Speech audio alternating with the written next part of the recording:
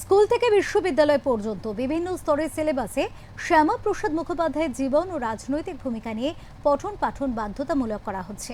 বৃহস্পতিবার রাজ্য সরকারের এই সিদ্ধান্তের কথা জানিয়েছেন মুখ্যমন্ত্রী শুভেন্দু অধিকারী। এ বিষয়ে কি থাকবে তাও জানানো হয়েছে। বলা হয়েছে, শ্যামাপ্রসাদের জীবনের গুরুত্বপূর্ণ অধ্যায়, দেশ ও সমাজের প্রতি তার অবদান এবং আত্মত্যাগের ইতিহাস নতুন প্রজন্মের সামনে তুলে ধরার পরিকল্পনা নিয়েছে রাজ্য সরকার।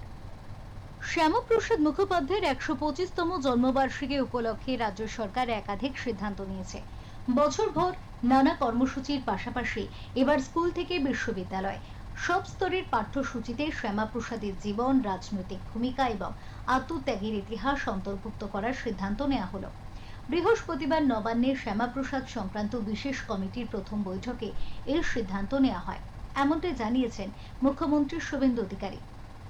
স্কুল থেকে ইউনিভার্সিটি পর্যন্ত সিলেবাসে ডক্টর শ্যামাপ্রসাদ মুখোপাধ্যায়ের দেশ এবং পশ্চিমবঙ্গের জন্য কন্ট্রিবিউশন এবং শিল্প শিক্ষামন্ত্রী হিসেবে স্বাধীন ভারতে তার যে সুদূর প্রসারী উন্নয়নমুখী চিন্তাভাবনা, গঠনমূলক কাজ তুলে ধরার একটা প্রয়াস সিলেবাসের মধ্য দিয়ে বর্তমান প্রজন্ম এবং আগামী প্রজন্মকে জানানোর সিদ্ধান্ত হয়েছে।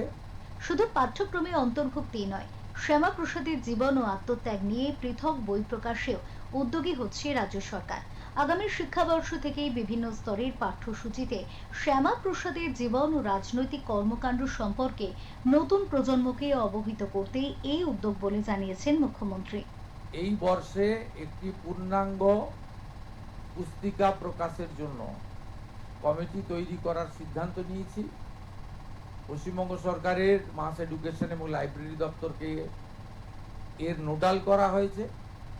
সদস্যদের মধ্য থেকে যারা ইচ্ছুক তারা প্রতিনিধিত্ব করবেন এবং আমরা এই বর্ষে একটি পূর্ণাঙ্গ পুস্তক বাংলা এবং ইংরেজিতে প্রকাশ করার সিদ্ধান্ত নিয়েছি।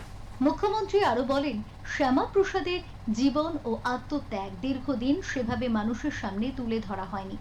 এর পেছনে রাজনৈতিক কারণ ছিল বলেই অভিযোগ তার।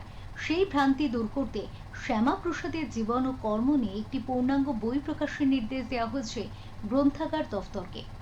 বাংলা ও ইংরেজি দুই ভাষাতেই বইটি প্রকাশ করা হবে। চলতি বছরের মধ্যে এই কাজ শেষ করা হবে বলে জানানো হয়েছে। একই সঙ্গে গবেষক, ইতিহাসবিদ এবং বিভিন্ন সামাজিক ও সাংস্কৃতিক সংগঠনের কাছ থেকে পরামর্শ ও প্রস্তাব সংগ্রহের সিদ্ধান্ত নেওয়া হয়েছে। বাদ দেওয়া হচ্ছে না সাধারণ মানুষের মতামতকেও। এই উদ্দেশ্যে তথ্য ও সংস্কৃতি দফতরের তরফে একটি বিশেষ ডিজিটাল পোর্টাল চালু করা হচ্ছে। নির্দিষ্ট সময়সীমার মধ্যে যে কেউ ওই পোর্টালে নিজেদের মতামত, তথ্য, পরামর্শ কিংবা প্রস্তাব জমা দিতে পারবে। প্রাপ্ত প্রস্তাবগুলি পর্যালোচনা করে প্রয়োজনীয় বিষয় পুস্তিকায় অন্তর্ভুক্ত করার কথা বলা হয়েছে। ব্যুরো রিপোর্ট, ওঙ্কার বাংলা।